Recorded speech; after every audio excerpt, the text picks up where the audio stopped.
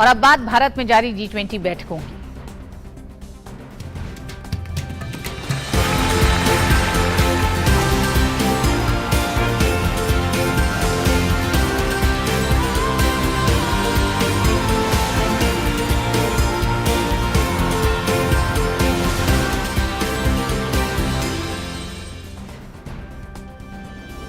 भारत की अध्यक्षता में डिजिटल और वित्तीय बुनियादी ढांचे को देश में और मजबूत बनाने के मकसद से G20 के वित्त उप मंत्रियों और केंद्रीय बैंकों के उप प्रमुखों की बैठक बेंगलुरु में चल रही है। आज बैठक का दूसरा दिन है। चर्चा में भाग लेने के लिए वित्त मंत्री निर्मला सीतारमण बेंगलुरु में हैं। वित्त मंत्री इस बैठक से इतर इटली, यूएस, स्पेन, इंडोनेशिया और यूके सहित 10 से अधिक देशों के साथ द्विपक्षीय विचार विमर्श भी करेंगी। इसके साथ ही केंद्रीय वित्त मंत्री कई अंतर्राष्ट्रीय संगठनों के प्रतिनिधियों के साथ भी चर्चा करेंगे। इस बीच वित्त मंत्री ने आज G20 के वित्त उप मंत्रियों और केंद्रीय बैंकों के उप प्रमुखों की बैठक से पहले अपने इतालवी समकक्ष जियानकार्लो जियोर्जेटी से मुलाकात की। इटली के वित्त मंत्री ने 2023 में सफल G20 इंडिया प्रेसिडेंसी के लिए अपना पूर्ण समर्थन व्यक्त किया। वित्त मंत्री ने कहा कि पीएम मोदी के नेतृत्व में भारत ने voice of the global south summit की मेजबानी की थी और भारत ग्लोबल साउथ के दृष्टिकोण को सामने रखेगा। इटली के मंत्री ने यह भी संकेत दिया कि इटली ग्लोबल नॉर्थ और ग्लोबल साउथ के बीच सेतु बना रहेगा। वित्त मंत्री निर्मला सीतारमण ने आज अमेरिका के वित्त मंत्री सुश्री जेनेट येलेन से मुलाकात की। ये मुलाकात G20 FMCBG की पहली बैठक से पहले बेंगलुरु में हुई। दोनों नेताओं ने G20 इंडिया प्रेसिडेंसी के तहत G20 फाइनेंस ट्रैक प्राथमिकताओं पर चर्चा की। दोनों नेताओं ने एनर्जी ट्रांजिशन पार्टनरशिप JETP के अलावा MDB को मजबूत करने, वैश्विक ऋण अस्थिरता, संपत्ति में कमी और स्वास्थ्य पर अपने दृष्टिकोण पर चर्चा की। दोनों पक्षों ने इस बात पर सहमति व्यक्त की कि कोविड-19 महामारी से सीखे गए सबक को भुलाया नहीं जाना चाहिए और भविष्य की महामारी के लिए तैयारियों को बढ़ाने की आवश्यकता है।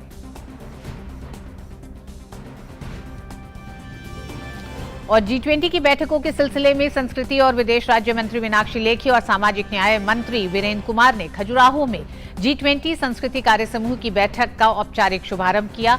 आज दूसरे दिन एक महत्वपूर्ण सत्र में G20 देशों के प्रतिनिधियों के बीच संस्कृति पर चर्चा होगी। इस बैठक में आज और कल संस्कृति से जुड़े 4 महत्वपूर्ण विषयों पर चर्चा होनी है। वो 4 विषय हैं: सांस्कृतिक संपदा का संरक्षण और बहाली, एक सतत भविष्य के लिए जीवित विरासत का दोहन, सांस्कृतिक और रचनात्मक उद्योगों का प्रचार और रचनात्मक अर्थव्यवस्था और संस्कृति के संरक्षण और संवर्धन के लिए डिजिटल तकनीकों का लाभ उठाना। G20 संस्कृति कार्य समूह की बैठक के औपचारिक शुभारंभ पर केंद्रीय मंत्री डॉक्टर वीरेंद्र कुमार ने कहा कि उन्हें विश्वास है कि आपसी संबंधों को बनाए रखने की संस्कृति को बढ़ावा देने में बड़ा महत्व है। उन्होंने कहा कि संस्कृति अर्थव्यवस्था को बढ़ाने में भी कारगर होती है। भारत की संस्कृति के विभिन्न पहलू की सामुदायिक जीवन शैली और सामूहिक निर्णय लेने की संकल्पना पर ही आधारित है। जैसा कि हम जानते हैं कि संस्कृति हमारी पहचान है, जो विश्व के समक्ष हमारे विचारों एवं हमारी प्रतिबद्धता व सक्षमता को दर्शाती है और भविष्य का मार्ग तैयार करती है। इसी भावना से ओतप्रोत होकर मुझे यह विश्वास है कि इस वर्ष G20 का यह मंच संस्कृति को और अधिक समृद्ध बनाने में महत्वपूर्ण भूमिका अदा करेगा। वहीं बैठक के औपचारिक शुभारंभ के अवसर पर संस्कृति और विदेश राज्य मंत्री मीनाक्षी लेखी ने अपने संबोधन में कहा कि भारत से ले जाई गई 25 मूर्तियां विदेशों से वापस भारत लाई गई हैं। उन्होंने कहा कि इससे पता चलता है कि संस्कृति को लूटने का इतिहास बहुत पुराना है और भारत अपनी संस्कृति की रक्षा के लिए गंभीर है। मीनाक्षी लेखी ने कहा कि वसुदैव कुटुंबकम, एक धरती, एक परिवार, एक भविष्य और एकात्म मानववाद की अवधारणा बहुत पुरानी है और भारत इस पर काम करता आया है।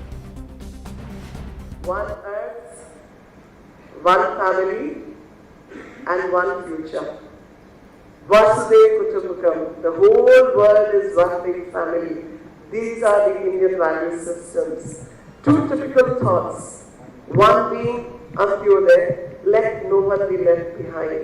Because if we keep a few people behind, and the world cannot progress. So we have to see equal distribution of resources. We have to see and work from the typical perspective of working together. Millet man के नाम से मशहूर हिमाचल प्रदेश के नेक राम शर्मा खजुराहो में चल रही संस्कृति कार्य समूह की बैठक में आमंत्रित किए गए। पहले दिन बैठक के दौरान नेकराम शर्मा लोगों के आकर्षण का केंद्र बने रहे। नेकराम शर्मा से संवाददाता आदित्य श्रीवास्तव ने बात की। भारत इस वक्त G20 की अध्यक्षता भी कर रहा है और तमाम बैठकें जो देश के कोने कोने में G20 की हो रही हैं, वहां पर भारत मिलेट कॉर्नर भी वहां पर रखा जा रहा है और कोशिश ये की जा रही है कि जो मेहमान G20 देशों से, आमंत्रित देशों से यहां पहुंच रहे हैं, उनको ये पता चले कि मोटे अनाज से बने हुए व्यंजन उत्पाद कितने स्वादिष्ट होते हैं और कितने पौष्टिक भी होते हैं। संस्कृति कार्य समूह की जो बैठक खजुराहो में चल रही है, उसमें भाग लेने पहुंचे हैं भारत के मिलेट मैन के नाम से जाने जाने वाले नेकराम शर्मा जी। हिमाचल मंडी से आप आते हैं। नेकराम जी, बड़ी चर्चाएं इस पूरे पहली संस्कृति कार्य समूह की बैठक में आपको लेकर चल रही हैं और जितनी भी कार्य समूह की बैठकें देश भर में चल रही हैं, मोटे अनाज को लेकर बड़ी चर्चाएं हो रही हैं। ये जो मुहिम है, ये लगभग 2000 से शुरू कर दिया था हम लोगों ने, और यूं तो हम लोग काफ़ी पहले से, मैं किसान परिवार से संबंध रखता हूं, और ये जो मिलेट्स हैं, हम तो इनको बोलते हैं मूल अनाज, हमारे पौष्टिक अनाज। ये जो अनाज हैं, ये ना केवल हमारी भूख मिटाते हैं, बल्कि हमारे शरीर में जिन तत्व की ज़रूरत है वो सारे पोषक तत्व ये प्रदान करते हैं एक बैलेंस मात्रा में पूरी तरह से, और ये रोग को आने नहीं देते। सबसे महत्वपूर्ण बात यह है कि इसमें कभी कोई कीड़ा लगता ही नहीं है। ऐसी बैठकों में जब हम अलग अलग व्यंजन देखते हैं मोटे अनाज से बने हुए, और बड़े उत्साह के साथ लोग उसको चख रहे हैं और बड़ा आनंद ले रहे हैं। बिल्कुल, क्यों नहीं। देखिए, एक सबसे बड़ी बात यह है कि हम लोग जब ये अनाज खाते हैं तो एक तो हमें ज़्यादा नहीं खाना पड़ता है, बहुत कम में ही हमारा गुजारा हो जाता है, हमारा मन तृप्त हो जाता है, अंदर से आवाज़ आती है बस हो गया, तो कभी पेट बाहर नहीं आएगा और भूख बड़ी जल्दी नहीं लगेगी। कारण वही कि धीरे धीरे पाचन होगा और शरीर को पूरे तत्व मिलते हैं। अब हम बात करें जो हमारा फिंगर मिलेट है, इसमें 344 मिलीग्राम कैल्शियम है प्रति 100 ग्राम। तो आप अंदाज़ा लगाइए कि एक चपाती खाने से आपके शरीर को इतना कैल्शियम मिल गया कि आपकी हड्डियों में कभी प्रॉब्लम आनी नहीं है। बहुत बहुत धन्यवाद नेकराम जी हमारे से चर्चा करने के लिए। और मिलेट मैन के तौर पर आपको लोग आज तक सुनते आ रहे थे, लेकिन आज लोगों ने आपके विचारों को जाना। हमारे साथ खजुराहो की अगर बात की जाए तो संस्कृति कार्य समूह की बैठक चल रही है। मिलेट मैन के नाम से जिनको पूरा देश जान रहा था, नेकराम शर्मा जी हिमाचल प्रदेश से हैं, वो मध्य प्रदेश पहुंचे हैं और लोगों के आकर्षण का केंद्र बने हुए हैं। तमाम जो डेलीगेट्स G20 देशों से, आमंत्रित देशों से यहाँ पर पहुंचे हैं, उनके सामने और बता रहे हैं कि किस तरीके से मोटे अनाज से बने हुए उत्पाद आपकी सेहत के लिए लाभदायक हैं। कैमरामैन मनुदेव भारद्वाज के साथ आदित्य श्रीवास्तव, DD न्यूज़, खजुराहो। और खजुराहो से ही हमारे साथी संवाददाता अजीत द्विवेदी जुड़ गए हैं। अजीत, हमने देखा है खजुराहो को राजसी मंदिरों और विस्तृत संस्कृति और तमाम विस्तृत मूर्तियों के लिए जाना जाता है। एक ऐसे समय G20 की अध्यक्षता के साथ जब सांस्कृतिक कार्य समूह की बैठक खजुराहो से शुरू होकर वाराणसी तक जाएगी, 4 हिस्सों की ये बैठक है। इसमें जो सिद्धांत वसुधैव कुटुंबकम है, क्योंकि हम ये जानते हैं कि भारतीय संस्कृति और विरासत, सभ्यता के तमाम अंश साक्ष्य मिलते हैं, विश्व के कई देशों के साथ उनका जुड़ाव है। ऐसे में किस तरह से वसुधैव कुटुंबकम को और मजबूत कर रही है खजुराहो की धरती?